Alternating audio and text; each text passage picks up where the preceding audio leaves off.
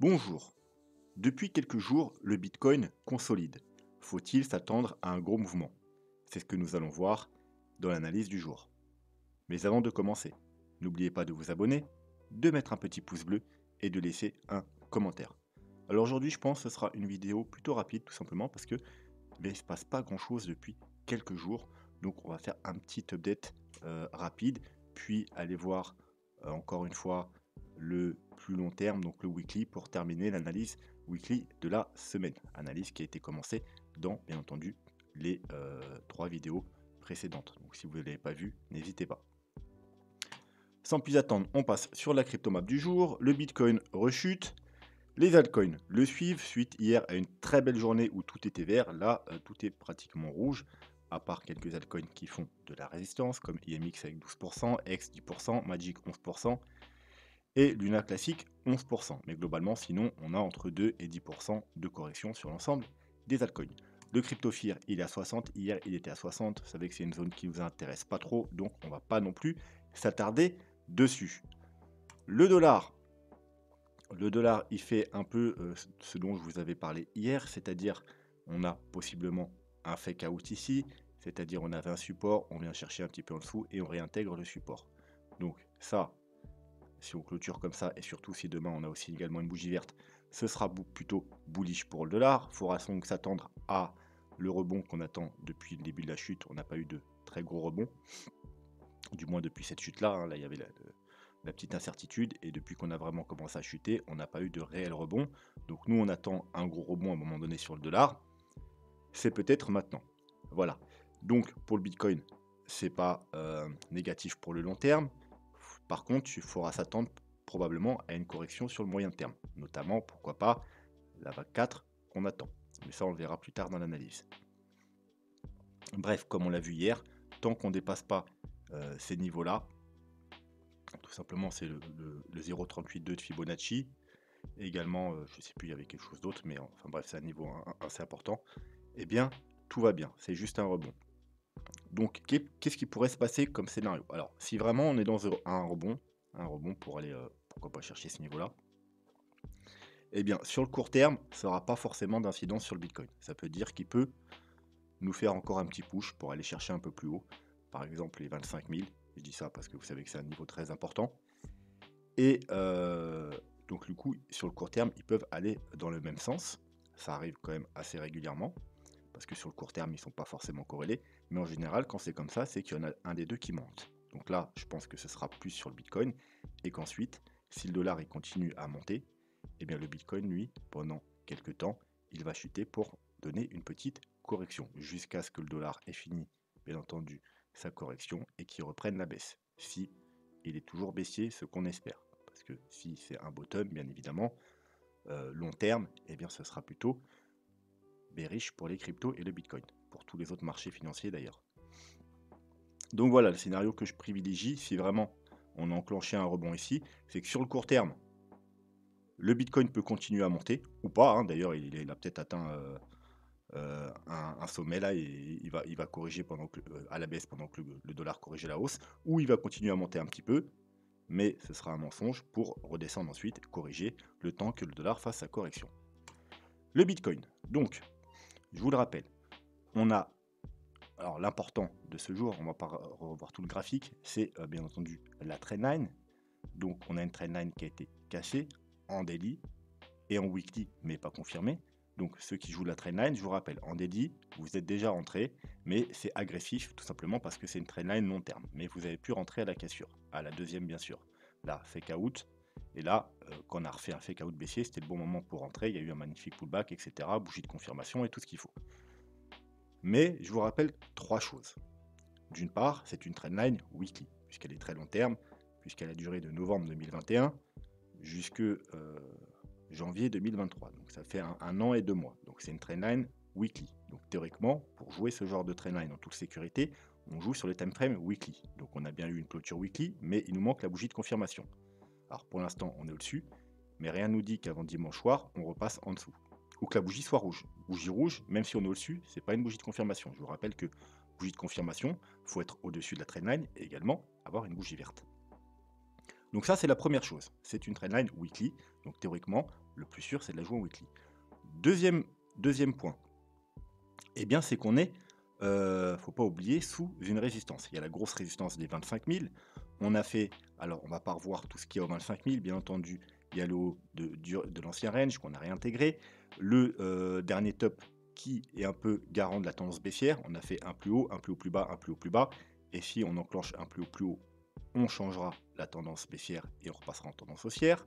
Donc, vous voyez que c'est aux 25 000 $. Et il y a également tout un tas d'indicateurs qui nous montrent que ce niveau est extrêmement important. On ne va pas les revoir, allez voir les vidéos précédentes si vous voulez en savoir plus. Donc le plus haut qu'on a fait là, c'est environ les 24 300 $. Vous voyez, donc on est juste en dessous de la résistance des 25 000. Donc ça, c'est le deuxième point important à savoir pour jouer la cassure de la trendline. Et le troisième point, bien entendu, c'est que d'un point de vue des vagues d'Elliott, alors est-ce que je les ai là sous les yeux? Alors si on a bien trouvé un bottom en bas et qu'on est reparti en tendance haussière, on attend 5 vagues haussières, donc 1, 2, 3, et on est probablement à la fin de la 3 ou même déjà dans la 4. Donc il faut s'attendre théoriquement à une correction. Voilà, donc c'est les 3 points essentiels quand même qu'il faut savoir pour jouer la cassure de la trendline. C'est-à-dire que, certes, on casse une trendline, mais déjà c'est une trendline weekly, donc c'est mieux de la jouer en weekly. Deuxièmement, on est sous résistance. Troisièmement, on attend théoriquement une correction, soit qui a déjà commencé, soit qui devrait pas tarder à arriver, une correction de vague 4. Pas une grosse correction, c'est une vague 4, vous savez qu'une vague 4 c'est une correction faible, mais une correction quand même. Donc si vous jouez la cassure de la trendline avec des stops, surtout que c'est une weekly, donc avec des stops trop bas, trop serrés, et qu'on corrige, vous ferez prendre votre stop, tout simplement. Voilà. Donc, sinon, à part ça, on va descendre dans les petits time frames. Vous pouvez voir qu'on est du coup dans... Alors, on va même mieux le visualiser en 4 heures. On est dans un range. On est dans un range depuis le 20 janvier. Donc, ça fait maintenant... On doit faire maintenant 2 semaines. Quelque chose comme ça. Voilà, 2 semaines qu'on est dans un range. Vous voyez que le bas du range ici, même en 4 heures, n'a jamais été cassé. On a fait une mèche là, une mèche là, une mèche là, et plein de rebonds dessus. Encore une fois, le dernier rebond, il a eu lieu ici, le 30 janvier. Et en haut, on a tapé une fois, 2 fois. Ici, une mèche rejetée. On a retapé une fois, 2 fois. Une mèche rejetée. On a retapé une fois. Et encore une fois rejetée. Donc, un très beau range. Donc, grosso modo, entre les 23 950 $ et les 22 500 $. On a également une médiane dans ce range, la ligne jaune. Et vous voyez qu'elle joue aussi, elle fait son travail. Donc résistance à de nombreuses reprises, résistance encore, résistance, des mèches, on est rejeté, des mèches, on est rejeté. On arrive à passer, on va chercher le haut du range. On recasse, elle joue résistance, encore résistance. On recasse, on va rechercher le haut du range. C'est en général comme ça que ça se passe dans un range. Et là, je crois que c'est aujourd'hui même, on est encore revenu faire un pullback pile parfait, vous voyez, un pullback, et on repart à la hausse, du moins un court terme, parce que c'est comme ça. Dans un range, il y a les traders et il y a les autres. Les traders, ils vont jouer soit le bas du range pour viser le haut du range, soit le haut du range pour viser le bas du range, soit les cassures. Mais les traders préfèrent jouer l'intérieur du range. Ou s'ils veulent jouer la cassure, ils préfèrent acheter en bas du range pour viser la cassure.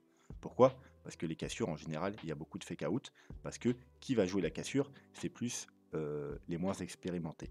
Voilà, tout simplement. Donc les traders, eux, jouent bas, haut, bas, haut. Les traders plus court terme peuvent jouer aussi middle haut ou middle bas, qui marche très bien également. Mais les gens qui ont moins d'expérience, eux, ils ne tradent pas avec la technique, ils tradent avec les émotions. Où ils achètent et ils vendent, parce que souvent c'est même pas vraiment du trading, c'est plus de l'achat-revente un peu aléatoire, avec leurs émotions. Donc eux en général, ça monte, ils achètent et ça descend et ils revendent vers le bas du range. Donc vous voyez, la plupart des gens,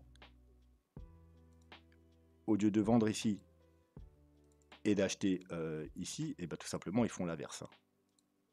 Ils achètent trop haut, ça descend, ils paniquent, ils vont revendre en bas, et finalement ça remonte, ils vont racheter, ils paniquent, ils vont revendre en bas, etc. Et les traders, nous, on profite de ça, tout simplement, pour acheter le bas du range et revendre le haut du range. Donc, ne faites pas partie des gens qui se laissent dominer par les émotions, mais concentrez-vous sur la technique. Donc, un range, on achète le bas, on revend le haut. Si vous voulez jouer la cassure, mettez-vous dans un bon time frame. Là qu'on voit que le 4 heures, il est plutôt pas mal. Pour l'instant, il n'y a pas de fake out, c'est-à-dire on n'a pas clôturé une bougie et réintégré. Le fake out peut se jouer aussi, mais dans le bon sens. C'est-à-dire vous attendez qu'on casse et qu'on réintègre. Bon, voilà. Donc si vous voulez jouer une cassure, sachez que vaut mieux attendre des clôtures, comme la trendline en weekly. Voilà. Donc tant qu'on est dans ce range, si vous n'êtes pas trader, court terme, il n'y a pas grand-chose à faire, à part d'attendre, bien évidemment, la cassure. Donc, vu que le range, il dure un peu, il faut s'attendre quand même, en général, quand c'est comme ça, quand on casse un range, à un mouvement assez important à la sortie. Alors, bien entendu, là, c'est un range 4 heures, peut-être même à la rigueur daily. Donc, faut pas vous attendre non plus à ce qu'on prenne 10 000 $. Faut voir une hausse 4 heures. Donc pourquoi pas le dernier push qu'on attend pour aller rechercher les 25 000 $, ou un peu plus haut si on casse en haut, ou entamer la correction qu'on attend également. Si on casse par le bas, on recassera également la trendline si on casse par le bas.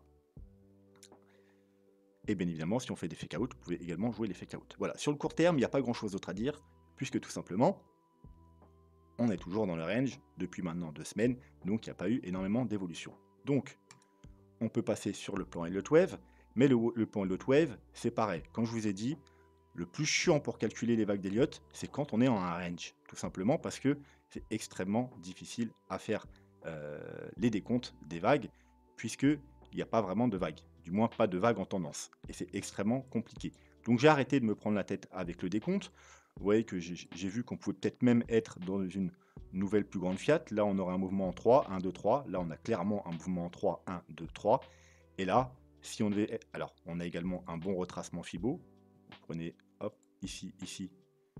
Vous voyez que là, on a fait un plus haut, mais on est parfaitement revenu chercher les 1,23,6. Donc, c'est parfait pour une flat. Je vous rappelle, la flat peut aller chercher les 0,9, le double top, donc le 1, les 1,13, les 1,23,6. Et même si c'est une flat étendue, les 1,61,8, mais c'est plus trop très rare. Mais donc, 1,23,6, parfait. Et rechute. Et donc normalement on attend 5 mouvements baissiers pour terminer si ce serait une potentielle flat. Mais voilà, je vous dis potentiel, mais ça pourrait être autre chose, on pourrait être dans une sorte de... D'ailleurs peut-être de triangle, j'ai pas vérifié, mais peut-être que tout ça, on est déjà dans une grosse correction en triangle, A, B, C, D, E, je sais. C'est peut-être possible également. Bref, c'est pour ça que moi je préfère attendre qu'on reparte en tendance, du coup qu'on casse le range avant de vraiment reprendre le décompte Elliott Wave. Tout ce qu'on sait, c'est que on est à la fin de la 3 ou peut-être déjà dans la 4. Si on regarde le RSI, comme on l'a vu hier en daily, eh bien tout simplement, il est possible qu'on soit déjà dans la 4. Vous voyez très bien, on a une vague 1, 2, 3. Alors là, on continue à monter, mais vous voyez bien que sur le RSI, ça nous fait une correction. Donc on est potentiellement dans la 4. Reste à savoir si on est bien dans cette 4-là. Hein, donc une 4 très bullish, une 4 en triangle ou en flat. C'est pour ça qu'on n'est pas obligé forcément de descendre sur une correction, contrairement aux idées reçues. Les corrections, elles sont très bullish, eh bien on ne descend pas, mais le RSI, lui, nous montre la vérité. Voilà, lui, il descend. Mais on peut être également, comme on l'a vu hier, dans une correction d'une sous-vague. Par exemple, vous voyez là, on a 1, 2, 3, mais ensuite, pour former cette 3, on a une petite 1, 2, je vais peut-être vous les dessiner sur la RSI. Voilà, on est peut-être juste dans une 1, 2, 3, 4, et après 5, qui divergera du coup, qui fera un moins haut. Vous voyez, on n'est pas forcément dans 1, 2, 3, 4 en blanc. On est peut-être dans la sous-vague. Donc je vais vous mettre la vague, on l'a fait hier, mais bon, au cas où il y en a qui ne sont pas là. 1, 2, donc 3, 4 quelque part. On est peut-être seulement dans la sous-4, et ensuite aller chercher, notamment, vous savez que les 25 000 $, c'est un objectif, vu qu'il y a des grosses résistances, mais on pourrait même aller un peu plus haut. Et enfin terminer cette 3. Voilà. Donc en daily, les deux cas sont possibles. On peut déjà être dans la grande 3 en blanche ou dans une sous-vague. Par contre, si on augmente un petit peu le time frame, comme je vous ai montré hier, qu'on passe en 2 jours, lui par contre, non. Lui, vous voyez que clairement, on a fait une 1, une 2, une 3. Et là, on n'a pas encore vraiment de 4 dessiné. Par contre, si on commence la chute là, on commence à chuter un peu, il y a une 4 qui va se dessiner effectivement.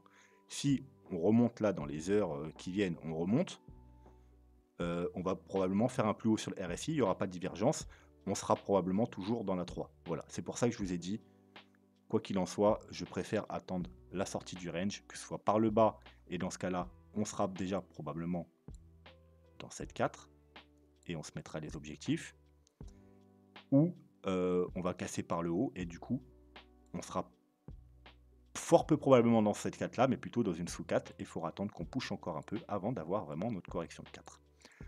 Donc, au cas où, quand même, au cas où on serait déjà dans la 4 et qu'on aurait déjà trouvé la 4 blanche, hein, le top ici, eh bien, on peut se mettre les objectifs de la 4. Au cas où ça se passe vite ce week-end, vous saurez où regarder si vous voulez acheter le bas de la vague 4. Donc, on se met tout simplement un Fibo, et vous savez que les objectifs d'une vague 4, c'est tout simplement une vague 4 faible, c'est les 0,236 et les 0,382. Ici, on va se le mettre en vert et en vert.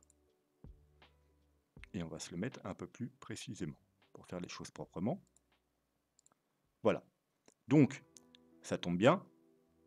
Ça nous redonnerait un pullback sur la trendline, voire même un petit peu en dessous, fait KO de baissier, hein, pour encore faire peur aux gens. Oh non, finalement, on n'a pas cassé, on va repartir à la baisse, etc. Et voilà, donc je donne les prix quand même. 22 400 pour les 0,236 et 21 284 pour les 0,382. Alors, pourquoi 4 faibles? Tout simplement parce que la une était forte. Hein. Et que la une forte, c'est qu'elle dépasse les 0,618. Et vous voyez que la une a bien dépassé les 0,618. On est pratiquement revenu chercher les 0,786. Donc une classique, c'est entre 0,5 et 0,618. Forte, on dépasse les 0,618. Faible, on va en dessous, on ne dépasse pas les 0,5. Voilà, donc là c'est une forte, donc on s'attend à une 4 faible. 4 classique, 0,382, faible, 0,382, 0,236, forte, supérieure à 0,236, c'est-à-dire on va rechercher les 0,5. Et quand on a une forte, les 80% du temps, on a une 4 faible, et quand on a une faible, 80% du temps, on a une 4 forte. Mais ça arrive de temps en temps, même si c'est rare, qu'on ait une forte et une 4 forte. Donc on pourrait également aller rechercher, mais comme je vous dis, c'est plutôt rare, eh bien, les 0,5. Vous voyez, prendre la liquidité qui traîne en dessous ce niveau de support et faire peur à tout le monde. Donc les 20 300 $. Aller en dessous ça, c'est peu probable. Et là, il faudra se remettre en question si vraiment on est vraiment bullish et qu'on va pas repartir à la baisse. Voilà, donc ça c'est pour le plan Elliott. Et pour finir, oula, j'ai perdu mon graphique. Hop, on va se remettre en weekly. Donc aujourd'hui, un seul indicateur, hein, on en a vu deux lundi, donc MACD RSI, 2 mardi, les moyennes mobiles et Ishimoku, 2 hier, le Gosen Channel et une sorte de courbe basée sur les Fibonacci et les moyennes mobiles. Et aujourd'hui, on va tout simplement voir le Ishimoku signal, ou un indicateur que je me sers pour les bottoms, pour accumuler ou comme confirmation, couplé, parce que souvent je l'enlève, mais aujourd'hui on va aller un peu plus profondément dans l'analyse, avec un indicateur de momentum. Alors indicateur de momentum, vous pouvez prendre les barres du MACD, moi là je prends celui-ci, il y en a tout un tas, mais il fonctionne pareil. Donc, et l'un va me confirmer l'autre, c'est pour ça que j'aime bien également avoir les deux. Donc comment on s'en sert de ces deux indicateurs? Alors, il y a deux façons de s'en servir. Vous pouvez vous en servir pour faire votre DCA, ou comme pour confirmation d'achat d'un nouveau marché aussi. Voilà. Et vous pouvez vous en servir en weekly ou en 2 semaines. Encore une fois, weekly les plus agressifs, 2 semaines les plus défensifs. Alors comment ça se passe? Tout simplement, on a du rouge, du gris, du vert. Voilà, ça ne doit pas être difficile à réfléchir. Le rouge, il faut être prudent, il faut éviter d'acheter. Le gris, en général, on ne fait rien. Ou alors, quand ça passe en gris, ça peut être confirmation de vente, comme vous voyez ici, ou d'achat, comme vous voyez ici. Et le vert, on accumule, tout simplement. Donc, ceux qui font un DCA, dès qu'on passe dans le vert, on accumule. Ici, vous voyez, vous avez accumulé tout bottom. Ici, en 2015, vous avez accumulé toute cette période, tout le bottom. Ici, encore un petit peu, sur le double bottom. Ici, en 2018, vous avez accumulé toute cette période, hein, donc de 6000 jusqu'à, encore une fois, 6000. Donc vous avez accumulé 6000, 6000, 6000, 3000, 3000, 4000, 5000, 6000. Un bon DCA. Puis vous avez accumulé un petit peu ici, bon pas beaucoup, pas longtemps, mais vous avez accumulé un petit peu entre les 8000 et les 4000 $. Et puis c'est tout. Voilà, mais voilà, vous savez que c'est au meilleur prix à chaque fois pour faire le DCA. Et sur le dernier bear market, eh bien, vous avez être censé accumuler à partir d'ici, donc pratiquement des 30 000 dollars, et accumuler toute cette période, cette période, jusqu'au début du mois de janvier. Voilà. Ensuite, il y a deux possibilités. Soit vous avez accumulé assez, suffisamment, parce que vous y êtes pris au départ, vous avez mis un peu chaque semaine ou chaque mois, et vous avez accumulé assez. Donc, quand ça passe en gris, vous arrêtez l'accumulation. Et si jamais on devait repartir à la baisse, comme par exemple refaire une petite période d'accumulation, comme par exemple ici en 2015, vous voyez qu'on a eu un double bottom, donc on a eu toute une période d'accumulation, on arrête l'accumulation, on reprend un petit peu l'accumulation, et on arrête. Voilà. Eh bien, vous reprendrez si jamais on devait repartir à la baisse, pourquoi pas avoir une grosse correction, faire un double bottom, ou même aller un peu plus bas, sait-on jamais. Eh bien, là maintenant vous arrêtez, vous avez un prix très intéressant, et vous reprendrez, si on va plus bas, si on retourne dans le vert, si on retourne dans le vert 2, 3 ou 4 mois, eh bien vous réaccumulerez en double bottom ou plus bas. Voilà.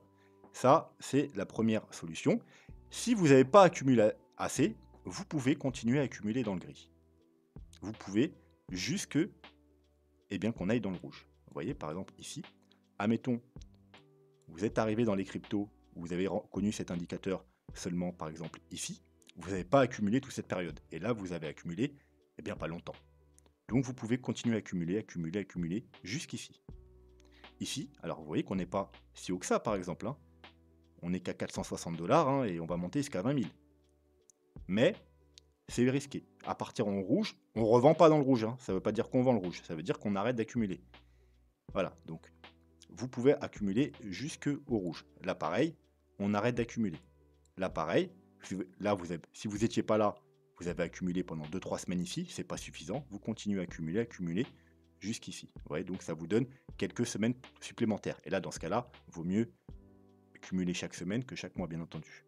Et rouge, on arrête parce que il commence à avoir des signaux comme quoi vaut mieux arrêter. C'est pas des signaux de revente, par contre. Hein, je vous le répète encore une fois. Mais il faut mieux arrêter d'accumuler. Et ensuite, vous réaccumulerez quand on repassera dans le vert plusieurs mois ou plusieurs années plus tard. Donc, maintenant, soit vous avez regardé mes vidéos depuis longtemps et vous avez accumulé de ici à ici, soit vous êtes pris plus tard et vous n'avez pas assez accumulé, vous pouvez continuer d'accumuler jusqu'à quand on passe dans le rouge. Voilà. La deuxième solution, c'est tout simplement, vous attendez des confirmations pour acheter, parce que vous n'aimez pas le DCA, vous préférez attendre des confirmations haussières. Et bien là, tout simplement, vous attendez qu'on passe dans le gris. Voilà. Donc là, on est dans le vert, vous accumulez pas, on passe dans le gris, vous passez à l'achat. On est dans le vert, vous accumulez pas, on passe dans le gris, vous passez à l'achat, et vous pouvez repasser à l'achat là quand il y a des fake out. Alors, là, en le vert, vous achetez ici quand on repasse dans le gris, dans le vert, vous achetez ici quand on passe dans le gris, et vous voyez que vous avez des prix tout à fait quand même intéressants. Donc là, normalement, vous avez dû passer à l'achat, encore une fois, si vous regardez mes vidéos, vers ici, vers les 17-18 000 dollars. Ensuite, vous pouvez également vous servir comme confirmation le petit indicateur qui est en dessous. Tout simplement, les confirmations, c'est quand il repasse dans le vert. Vous voyez, par exemple, là, il y a du rouge, et bien la confirmation, on l'a seulement maintenant. Voilà, donc si vous voulez être vraiment prudent, alors maintenant, je vous dis ça, c'est cette semaine. Ça peut être en début de semaine ou quoi. La confirmation, on l'a maintenant. Seulement maintenant. Et vous pouvez voir que c'est plutôt fiable, mais il peut y avoir, comme ici, des petits fake out. Vous voyez ici, il y a un petit fake out. Vert, rouge, on est repassé vert sur 2-3 bougies, ici. Et il y a eu le choc du Covid. Alors vous allez me dire, oui, mais bon, c'est spécial, ok. Mais quand même, il peut y avoir des petits fake out. C'est pour ça que je préfère, pour les plus défensifs, qui regardent, comme d'habitude, le 2 semaines, parce que là, vous pouvez voir que c'est propre. Il n'y a aucun fake out sur l'un ou sur l'autre. Vous voyez, même en 2015, où on a eu le double bottom, où on était repassé en gris, là, on a une période d'accumulation, que ce soit pour le DCA très propre, on DCA, on arrête le DCA, ou on arrête le DCA, peu importe, si vous avez assez ou pas, et quoi qu'il en soit, il n'y a pas de fake out, là, il n'y a pas de fake out, là, il n'y a pas de fake out, et là, encore une fois, il n'y a pas de fake out, et techniquement, soit vous avez commencé à DCA ici, et en plus, du coup, vous avez encore un meilleur prix, parce que vous avez commencé à DCA ici, et non pas ici, donc sur les 20 000 dollars, et vous êtes toujours en DCA. Voilà, jusqu'à ce que ça passe dans le gris. Gris, ça sera votre confirmation qu'on n'a pas eu encore. Et là, on n'a pas non plus eu la confirmation. Donc, pour les plus prudents qui visent vraiment le long terme et qui veulent être sûrs qu'on ne va pas repartir à la baisse, c'est le 2 semaines. On attend qu'on passe gris et qu'on ait une bougie verte. Alors, on va voir, vous pouvez voir que c'est très pertinent. Là, on est repassé dans le gris. Alors, vous voyez que le bottom s'est fait environ à 150 $. On est repassé dans le gris à environ entre 250 et 300 $. Et on a attendu quelques jours avant d'avoir la première bougie verte et la confirmation aux 382 $. Alors oui, vous n'avez pas eu les 150 $, de toute façon c'est très rare d'avoir le bottom, mais vous avez quand même pu acheter à moins de 400 $ et on est monté à 20 000 $. Voilà, là c'est pareil, hein. Confirmation ici sur la première bougie et confirmation en vert ici, donc aux 8 000 $, et vous avez pu techniquement passer de 8 000 $ à 70 000 $. Voilà, donc oui, vous n'aurez pas le bottom, mais vous aurez beaucoup plus de probabilité d'être bien dans une nouvelle tendance haussière et un nouveau bull run. Voilà. Eh bien, et ça peut marcher aussi, hein, pareil, hein, pour l'inverse. Hein. Quand on est dans le rouge et qu'on repasse dans le gris, surtout en 2 semaines, il y a plus de faux signaux en weekly, mais en 2 semaines, vous voyez, il y a très peu de faux signaux. On est dans le rouge, on repasse dans le gris, ici, et confirmation, marché baissier, marché baissier, marché baissier, et confirmation ici avec le momentum. Voilà. Pareil ici, si par exemple vous aviez pas revendu ici, hein, aux environ 40 000 $, eh bien, vous avez eu la confirmation, on est passé dans le gris, la première bougie rouge ici, toujours aux 40 000 $. Donc techniquement, vous avez dû revendre à partir des 40 000 $ si ce n'était pas déjà fait plus haut. Voilà, ça vous dit, ça vous confirme la baisse. Et ensuite, on a bien eu la baisse, on est resté dans le gris, on est resté dans le rouge, on a eu la période d'accumulation, et là on attend maintenant, pour ceux qui ne veulent pas faire de DCA, des confirmations haussières. Ceux qui veulent faire du DCA, il n'est pas trop tard, on est toujours dans le vert, vous pouvez accumuler dans le vert, et comme je vous ai dit, vous pouvez aussi accumuler toujours dans le gris. Et lorsqu'on aura par contre le rouge, il faudra arrêter d'accumuler et penser plutôt au moment où vous allez sortir. Ne pas sortir, mais penser en utilisant d'autres indicateurs, d'autres moyens ou des objectifs tout simplement à votre sortie. Mais c'est plus le moment de penser aux achats long terme. Voilà. Eh bien, je pense qu'on a fait le tour. On va s'arrêter ici pour aujourd'hui. Je vais vous souhaiter un très bon week-end et on se retrouve lundi. Alors, on est un nouveau mois, donc on se fera sûrement une petite analyse mensuelle lundi. Et puis voilà. Sur ce, je vous dis à bientôt. Tchuss.